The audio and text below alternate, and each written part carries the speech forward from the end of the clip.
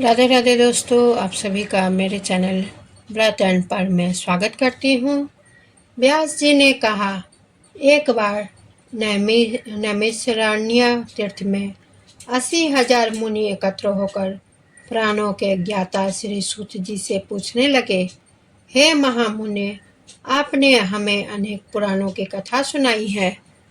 अब आपकी कृपा करके हमें ऐसा व्रत कथा बताए जिसके कारण से संतान की प्राप्ति तथा मनुष्यों को रोग शोक अग्नि सर्व दुख आदि का भय से निवारण हो, क्योंकि कलयुग में सभी जीवों की आयु बहुत कम है। फिर इस पर उन्हें रोग चिंता के कष्ट लगे रहेंगे तो फिर वह श्री हरि के चरणों में अपना ध्यान कैसे लगा सकेंगे। श्री सूत जी बोले, हे मुनियों, आपने लोक कल्याण के लिए बहुत ही उत्तम बात पूछी है। एक बार युधिष्ठिर ने भगवान श्री कृष्ण से लोक कल्याण के लिए यही प्रश्न किया था। भगवान श्री कृष्ण और युधिष्ठिर का संवाद तुम्हारे सामने कहता हूँ, ध्यान देकर सुनो। एक समय पांडवों की सभा में श्री कृष्ण जी बैठे हुए थे। तब युधिष्ठिर ने भगवान श्री कृष्ण से प्रश्न किया, हे प्रभु, हे नंद गोविंद, आपने मेरे लिए अनेकों कथाएं सुनाई है। आज आप कृपा करके ऐसा व्रत या कथा सुनाए जिसके करने से मनुष्य को रोग चिंता का भय समाप्त हो और उसको पुत्र की प्राप्ति हो। हे प्रभु, बिना पुत्र के जीवन व्यर्थ है। पुत्र के बिना मनुष्य नरकगामी होता है। पुत्र के बिना मनुष्य पितृ ऋण से छुटकारा नहीं पा सकता और न ही उसका पुनग नामक नरक से उद्धार हो सकता है। अतः पुत्रदायक व्रत बतलाया। श्री कृष्ण भगवान बोले, हे राजन, मैं एक प्राचीन इतिहास सुनाता हूँ, आप इसे ध्यानपूर्वक सुनो। कुंडलपुर नामक एक नगर था। उसमें नंदा नाम का एक ब्राह्मण रहता था। ब्राह्मण की कृपा से, भगवान की कृपा से उसके पास सब कुछ था, फिर वो दुखी था। इसका कारण यह था कि ब्राह्मण की स्त्री सुनंदा की कोई संतान नहीं थी। सुनंदा पतिव्रता थी, भक्ति पूर्वक श्री हनुमान जी की आराधना करती थी। मंगलवार के दिन व्रत करके अंत में भोजन बनाकर हनुमान जी को भोग लगाने के बाद स्वयं भोजन करती थी। एक बार मंगलवार के दिन ब्राह्मणी गृह कार्य की अधिकता के कारण हनुमान जी को भोग लगा न सकी, तो इस पर उसे बहुत दुख हुआ। उसने कुछ भी नहीं खाया और अपने मन में प्रण किया कि अब तो अगले मंगलवार को ही हनुमान जी का भोग लगाकर अन्न जल ग्रहण करूंगी। ब्राह्मणी सुनंदा प्रतिदिन भोजन बनाती, श्रद्धा पूर्वक पति को खिलाती, परंतु स्वयं भोजन नहीं करती और मन ही मन श्री हनुमान जी की आराधना करती थी। इसी प्रकार 6 दिन गुजर गए और ब्राह्मणी सुनंदा अपने निश्चय के अनुसार भूखी प्यासी निराहार रही। अपने अगले मंगलवार को ब्राह्मणी सुनंदा प्रातःकाल ही बेहोश होकर गिर पड़ी। ब्राह्मणी सुनंदा के इस असीम भक्ति के प्रभाव से ही हनुमान जी बहुत प्रसन्न हुए और प्रकट होकर बोले, सुनंदा, मैं तेरी भक्ति से बहुत प्रसन्न हूँ, तू उठ और वर मांग। सुनंदा अपने आराध्य देव श्री हनुमान जी को देखकर सुख की अधिकता से विवल हो उठी। श्री हनुमान जी के चरणों में गिरकर बोली, हे प्रभु, मेरी कोई संतान नहीं है, कृपा करके मुझे संतान प्राप्ति का आशीर्वाद दे। आपकी अति कृपा होगी। हे श्री महावीर जी बोले, तेरी इच्छा पूर्ण होगी, तेरे एक कन्या पैदा होगी, उसके अष्टांग प्रतिदिन सोना दिया करेंगे। इस प्रकार यह कहकर श्री महावीर जी अंतर्ध्यान हो गए। ब्राह्मणी सुनंदा बहुत हर्षित हुई और सभी समाचार अपने पति से कहा। ब्राह्मण देव कन्या का वरदान सुनकर कुछ दुखी हुए, परंतु सोना मिलने की बात सुनी तो बहुत प्रसन्न हुए। विचार किया कि ऐसी कन्या के साथ मेरी निर्धनता भी समाप्त हो जाएगी। श्री हनुमान जी की कृपा से वह ब्राह्मणी गर्भवती हुई और उनके 10वें महीने में उसे बहुत ही सुंदर पुत्री की प्राप्ति हुई। यह बच्ची अपने पिता के घर में ठीक उसी तरह से बढ़ने लगी जिस प्रकार शुक्ल पक्ष का चंद्रमा बढ़ता है। 10वें दिन ब्राह्मण ने उस बालिका का नामकरण संस्कार कराया। उसके कुल पुरोहित ने उस बालिका का नाम रत्नावली रखा क्योंकि वह कन्या सोना प्रदान किया करती थी। इससे इस कन्या ने पूर्व जन्म में बड़े ही विधान से मंगल देव का व्रत किया था। रत्नावली का अष्टांग बहुत सा सोना देता था। उस सोने से नंदा ब्राह्मण बहुत ही धनवान हो गया। अब ब्राह्मणी भी बहुत अभिमान करने लगी थी। समय बीतता रहा तब अब रत्नावली 10 वर्ष की हो चुकी थी।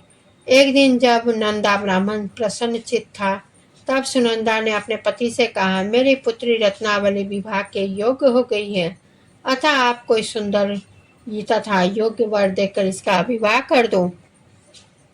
यह सुनकर ब्राह्मण बोला, अभी तो रत्नावली बहुत छोटी है।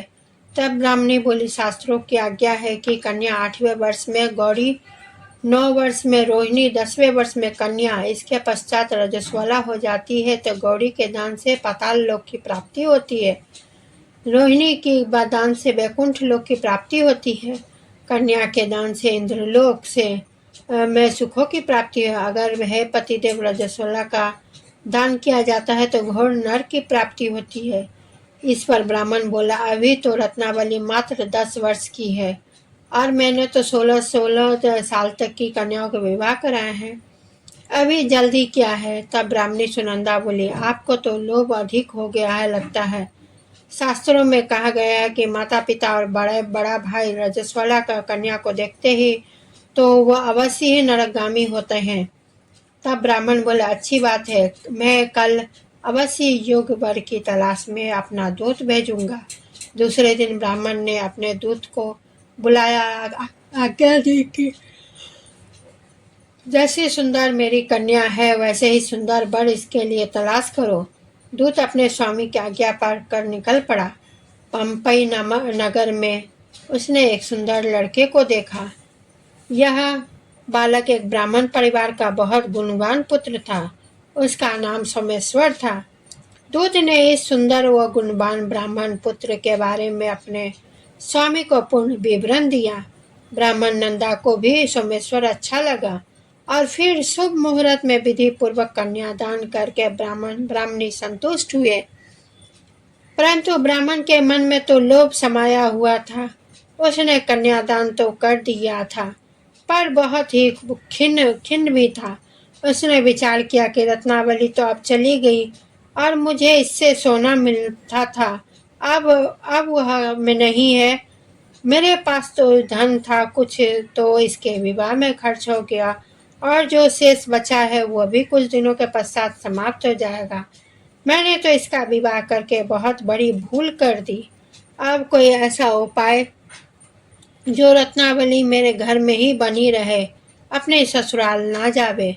लोभ रूपी राक्षस ब्राह्मण के मस्तिष्क पर छाता जा रहा था। रात भर अपनी सैया पर बेचैनी से करवटें बदलते रहे। उसने एक बहुत ही क्रूर निर्णय लिया।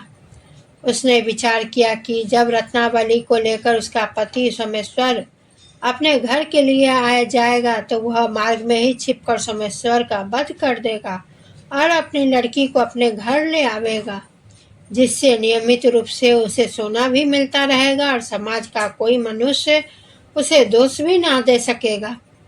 प्रातः काल जब हुआ तो नंदा और सुनंदा अपने जमाई तथा लड़की को बहुत सारा धन देकर विदा किया। सोमेश्वर अपनी पत्नी रत्नावली को लेकर ससुराल से अपने घर की तरफ चल दिया। ब्राह्मण नंदा महालोभ के वशीभूत हो अपनी मति खो चुका था। पाप पुण्यों को उसे विचार न रहा था। अपने भयानक व क्रूर निर्णय को कार्य रूप देने के लिए उसने अपने दूत को मार्ग में अपने जमाई का वध करने के लिए भेज दिया था ताकि रत्नावली से प्राप्त होने वाला उसे सोना उसे हमेशा मिलता रहे और वो कभी निर्धन ना हो।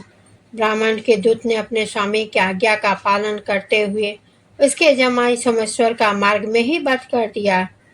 समाचार प्राप्त कर ब्राह्मण नंदा मार्ग में पहुंचा और रुदन करती हुई अपनी पुत्री रत्नावली से बोला, हे पुत्री, मार्ग में लुटेरों ने तेरे पति का वध कर दिया। भगवान की इच्छा के आगे किसी का कोई बस नहीं चलता। अगर तो अब तू घर चल, वहां पर ही रहकर शेष जीवन व्यतीत करना। जो भाग्य में लिखा है वही होगा। अपने पति का काल मृत्यु से रत्नावली बहुत दुखी हुई। करुण कंदन व रुदन करते हुए अपने पिता से बोली, हे पिताजी, इस संसार में जिस स्त्री का पति नहीं है उसका जीना व्यर्थ है। मैं अपने पति के साथ ही अपने शरीर को जला दूंगी और सती होकर अपने इस जन्म को माता पिता के नाम को तथा सास ससुर के यश को सार्थक करूंगी। ब्राह्मण नंदा अपनी पुत्री रत्नावली के वचनों को सुनकर बहुत दुखी हुआ। विचार करने लगा, मैंने व्यर्थ ही जमाई का वध कर पाप अपने सिर ले लिया। रत्नावली तो उसके पीछे अपने प्राण तक देने को तैयार है। मेरा तो दोनों तरफ से मरण हो गया। धन तो अब मिलेगा नहीं। जमाई वध के पाप के फलस्वरूप जम यातना भी भुगतनी पड़ेगी। यह सोचकर बहुत खिन्न हुआ। सोमेश्वर की चिता बनाई गई। रत्नावली सती होने की इच्छा से अपने पति का सिर अपनी गोदी में रखकर चिता में बैठ गए। जैसे ही सोमेश्वर की चिता को अग्नि लगाए वैसे ही प्रसन्न हो मंगल देव वहां प्रकट हुए और बोले, हे रत्नावली, मैं तेरी पत्नी पति भक्ति से बहुत प्रसन्न हूँ, तू वर मांग। रत्नावली ने अपने पति का जीवन दान मांगा। तब मंगल देव बोले, रत्नावली, तेरा पति अजर अमर है, यह महाविद्वान भी होगा और इसके अतिरिक्त तेरी इच्छा जो भी है वो वर मांग। तब रत्नावली बोली, हे ग्रहों के स्वामी, यदि आप मुझ पर प्रसन्न है तो मुझे यह वरदान दीजिए कि जो भी मनुष्य मंगलवार के दिन प्रातः काल लाल पुष्प लाल चंदन से पूजा करके आपका स्मरण करे, उसका रोग व्याधि ना हो, स्वजनों का भी कभी वियोग ना हो, सर्प अग्नि तथा शत्रुओं का भय ना रहे। जो स्त्री मंगलवार का व्रत करे वह कभी विधवा ना हो। मंगल देव तथास्तु कहकर अंतर ध्यान हो गए। सोमेश्वर मंगल देव की कृपा से जीवित हो उठा। रत्नावली अपने पति को पुनः प्राप्त कर बहुत प्रसन्न हुई और मंगल देव का व्रत प्रत्येक मंगलवार को करके व्रत राज और मंगल देव की कृपा से इस लोक में सुख ऐश्वर्य को भोगते हुए अंत में वह अपने पति के साथ स्वर्ग लोक को चली गई। कथा एक अन्य कथा इस प्रकार है। एक ब्राह्मण दंपति के कोई संतान न हुई थी, जिसके कारण पति पत्नी दुखी थे। वह ब्राह्मण, यह कथा फिर दूसरी कथा पार्ट में सुनाई जाएगी। दोस्तों, बहुत ही रोचक कथा है। मैं आप लोगों को यह कथा, क्योंकि एक ही साथ कथा सुनाने में बहुत लंबी हो जाएगी, इसीलिए कथा यहीं पे समाप्त करती हूँ। दूसरी कथा भी बहुत रोचक कथा है और इसी के साथ मैं आप लोगों से विदा लेती हूँ और आप लोगों से अनुग्रह निवेदन करना चाहती हूँ, प्लीज़ मेरे वीडियो को लाइक शेयर और कमेंट करें और चैनल को सब्सक्राइब करें और बेल आइकन को दबाना बिल्कुल ना भूलें। दोस्तों, धन्यवाद।